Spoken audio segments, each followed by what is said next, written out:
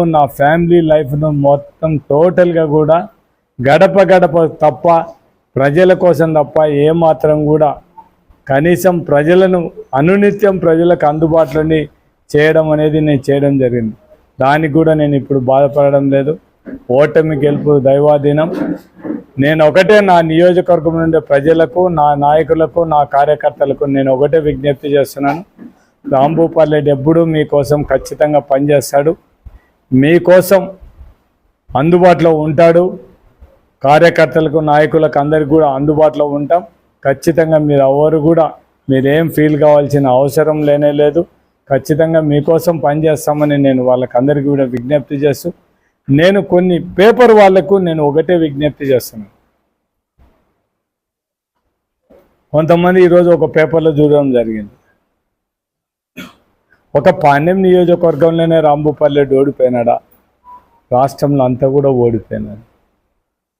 రాసేవాళ్ళు కూడా కనీసం వైఎస్ఆర్సీపీ పార్టీకి 40% ఓట్లు వచ్చినాయి. మేము నష్టపోయినది ఎక్కడ?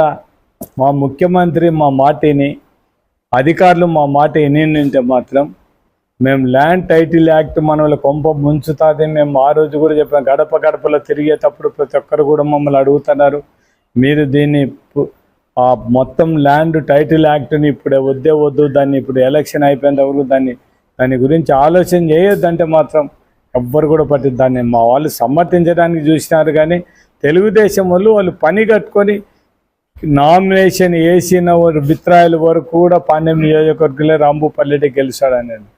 కేవలం ఈ వారం రోజులు మొత్తం 10 రోజులలో మొత్తం సీన్ మొత్తం ఈ ల్యాండ్ టైటిలింగ్లో ఒకటి బాగా దెబ్బపడింది. మాకు పట్టు అనుకునే గ్రామీణ ప్రాంతాల్లో ఉండే మా లీడర్లమ్మడి తిరిగిన రైతులు కూడా వాళ్ళ భూములు పోతాయని భయపడి వీళ్ళు చెప్పే మాటలకైతేనేం ఇంకొకటైతే బుక్కుల మీద ఫోటోలు ఉన్నాయి, ఇవన్నీ మీకోసం, మీ ఫోటోలు వేసుకున్నారో అవి వెళ్ళి ఎక్కడైనా ఇవి తాకట్టు పెట్టచ్చు అని చెప్పారు. చాలా మంది లేడీస్ చెప్పడం జరుగుతుంది. ఇంట్లో ఉండేటోళ్ళు ఎవరైనా వాళ్ళకి ఎవరు ఓటేసినామంటే వైభవం మా భూములు గుంజుకోవడాన్ని భయపడి మేము తెలుగుదేశానికి ఓటేసినామని చెప్పడం జరుగుతుంది. అంటే అంత పరిస్థితి మేము మా చేతులారుగా మమ్మల్ని ఎవరు ఓడగొట్టలే. మేము కొన్ని తప్పుదారులు చేయడం వల్లనే మేము ఓడిపోయినాం తప్ప ఏదో వాళ్ళు. దాంతోపాటు ఇసుక పాలసీ ఒకటి కూడా మాకు అది ఒక పెద్ద మైనస్. టౌన్లో ఉండే గౌండాలు కానీ వీళ్ళందరూ కూడా కూలీలు పనిచేసే వాళ్ళు కానీ వీళ్ళందరూ కూడా టోటల్గా వాళ్ళందరూ కూడా దీని ప్రాబ్లం. అది కూడా ఒక రెండోది మైనస్ పాయింట్.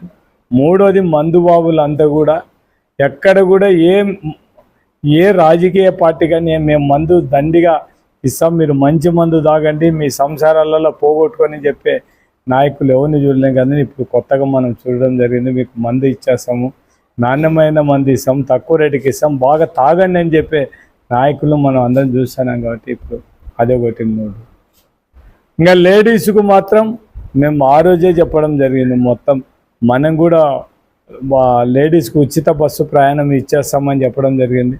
1,00,000 రూపాయలు రైతులు రుణమాఫీ చేస్తామని చెప్పిందంటే ఈరోజు మా పరిస్థితి ఇట్లా ఉండేది కాదు.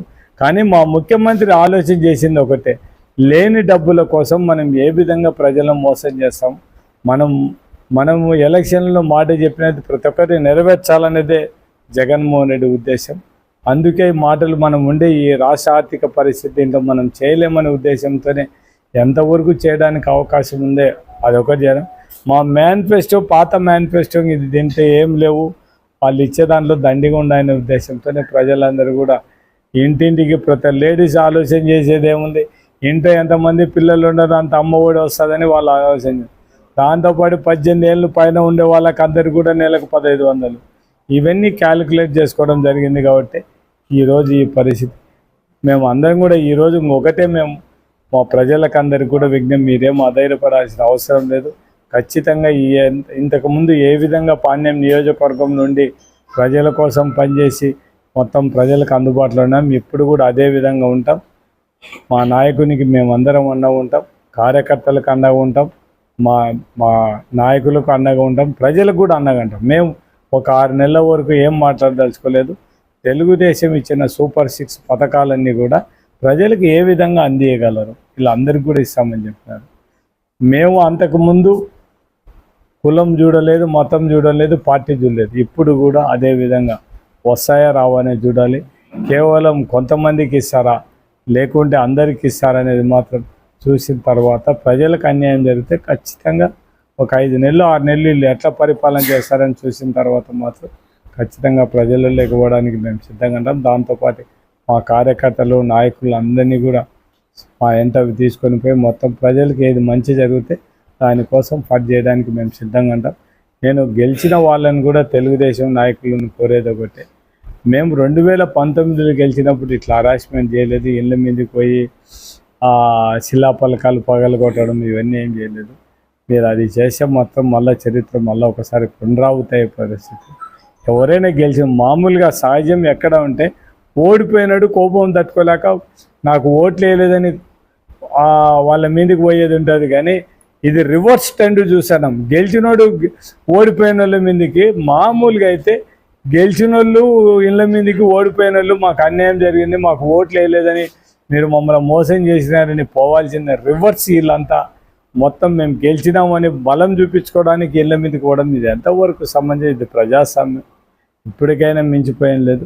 మీరు ప్రజలకు మంచి చేయండి, మేము కూడా సపోర్ట్ చేస్తాం తప్ప ఇటువంటి దౌర్జన్యాలు చేసి వాళ్ళని వీళ్ళని బెదిరిస్తే మాత్రం చాలా కష్టమైపోతుంది. ఇది ప్రజాస్వామ్యము. మీరు గెలిచినారు రైట్, మీరు ప్రజలకు పని చేయండి. మేము కూడా మీరు గెలిచినందుకు మిమ్మల్ని అభినందిస్తాము. మేము ఏ కారణాలతో ఓడిపోయినామో అవన్నీ దాని గురించి మాట్లాడాల్సిన అవసరం మాకు లేదు. మీరు ఒకవేళ మేమేదో మీరు చెప్పిన మాటలన్నీ ప్రజలు ఓట్లు వేసినారు అనుకునే దానికి మాకేం అభ్యంతరం ఏం లేదు.